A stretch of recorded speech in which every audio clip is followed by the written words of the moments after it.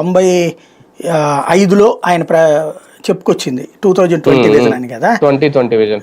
ఆ మధ్యలో ఆయన అసలు తెలంగాణలో ఒక్క రోజున అధికారంలో ఉన్నారు 2004 తర్వాత.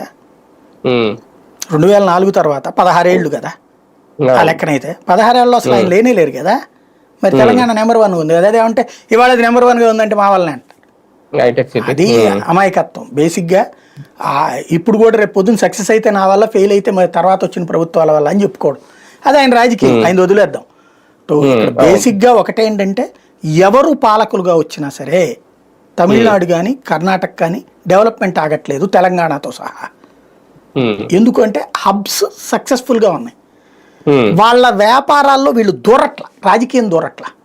వీళ్ళు కొట్టుకు చేస్తున్నారు రాజకీయంగా. డిఎంకే మిత్రులు కాదు కదా, లేకపోతే కాంగ్రెస్ బీజేపీ అక్కడేం మిత్రులు కాదు కదా. తెలంగాణలో కాంగ్రెస్ బీఆర్ఎస్ మిత్రులు కాదు కదా. కానీ వ్యాపారాల జోలికి పోవట్ల, పారిశ్రామికవేత్తల జోలికి పోవట్ల. ఆంధ్రాలో బాగు చేయాల్సింది పారిశ్రామికవేత్తల జోలికి పోతున్నటువంటి ప్రజాప్రతినిధుల్ని కట్టడి చేయడం, వాళ్ళ లాజిస్టిక్స్ అన్ని మేము చూస్తామని చెప్పేటటువంటి ఒత్తిడిని తగ్గించడం. అది ఆపితే బాగుపడుతుంది, ఇదంతా సక్సెస్ అవుతుంది.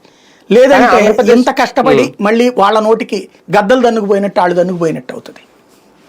కానీ ఆంధ్రప్రదేశ్ డెవలప్మెంట్ కి అయితే ఇది ఒక కీలక అద్భుతమైన అవకాశం, నో డౌట్ అందులో.